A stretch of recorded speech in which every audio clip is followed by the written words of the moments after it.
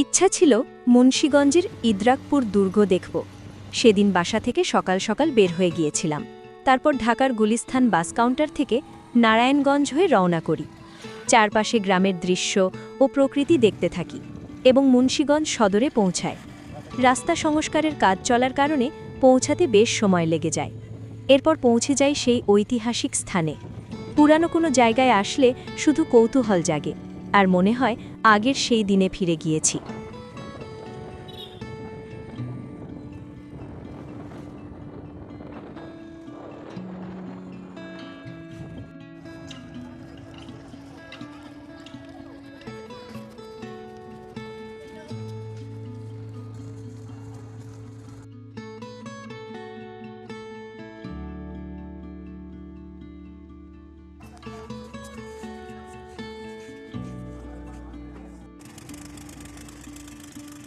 ইদ্রাকপুর কেল্লা অথবা ইদ্রাকপুর দুর্গ মুন্সীগঞ্জ জেলার মুন্সীগঞ্জ শহরে অবস্থিত একটি মোঘল স্থাপত্য।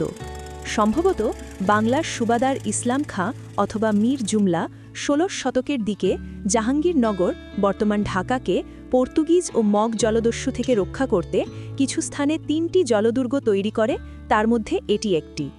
মুন্সীগঞ্জ জেলার সদরের ইছামতি নদীর পশ্চিম তীরে ইদ্রাকপুর নামক স্থানে এই দুর্গটি নির্মাণ করেন। দুর্গটি নারায়ণগঞ্জের হাজীগঞ্জ ও সোনাকান্দা দুর্গের চেয়ে আয়তনে কিছুটা ছোট। সুড়ঙ্গপথে ঢাকার লালবাগ দুর্গের সাথে এই দুর্গের যোগাযোগ ছিল বলে একটি জনশ্রুতি প্রচলিত আছে। সুউচ্চ প্রাচীর বিশিষ্ট এই দুর্গের প্রত্যেক কোণায় রয়েছে একটি বৃত্তাকার বেষ্টনী। দুর্গাভ্যন্তর থেকে শত্রুর প্রতি গোলা নিক্ষেপের জন্য প্রাচীরের মধ্যে অসংখ্য চতুষ্কোণাকার ফোকর রয়েছে। একমাত্র খিলানাকার দরজাটির অবস্থান উত্তর দিকে।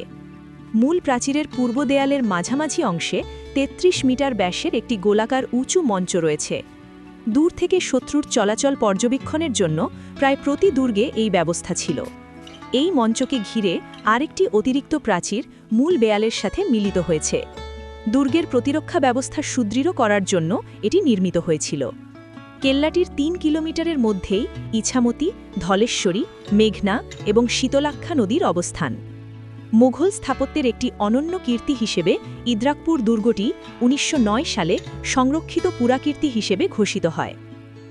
মুঘলরা যখন বাংলাদেশে তাদের প্রতিরক্ষা ব্যবস্থা জোরদার করার প্রচেষ্টা নেয়, তখন দেখতে পায় বাংলার বারভূইয়া ও প্রতিকূল নদীবেষ্টিত জনপদ ছাড়াও তাদের আরেক শক্তিশালী প্রতিপক্ষ হল মগ, আরাকানি, পর্তুগিজ ও ওলন্দাজ জলদস্যু, যারা কিনা মেঘনা নদী দিয়ে বঙ্গোপসাগর থেকে এসে মূল ভূখণ্ডে লুটতরাজ করত। মধ্য এশিয়ার নদী বিবর্জিত অঞ্চল থেকে আসা মূলত ঘোড়াসওয়ার মুঘলরা অচিরেই বুঝতে পারে বাংলাদেশের সাম্রাজ্য সুদৃঢ় করার গুরুত্বপূর্ণ ধাপ হল এদেশের জলপথকে সুরক্ষিত করা।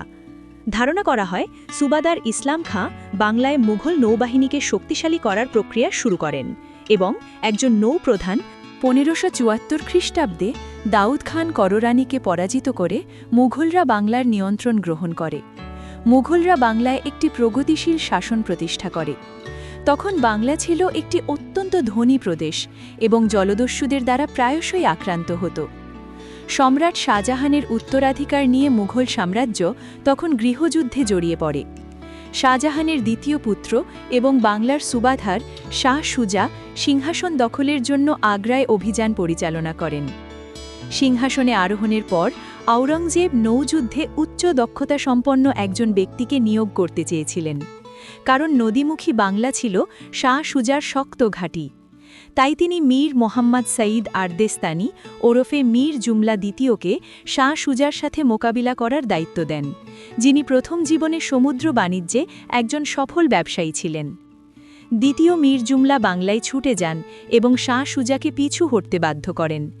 পরবর্তীতে ১৬৬০ সালে মীর জুমলাকে তৎকালীন বাংলা প্রদেশের সুবাধার বা গভর্নর নিযুক্ত করা হয়। মীর জুমলা বাংলার গুরুত্বপূর্ণ শহরগুলিতে সন্ত্রাসী অভিযান পরিচালনাকারী জলদস্যুদের সম্পর্কে জানতেন। সুবাধার হিসাবে নিযুক্ত হওয়ার পর তিনি বাংলার রাজধানী রাজমহল থেকে ঢাকায় স্থানান্তরিত করেন।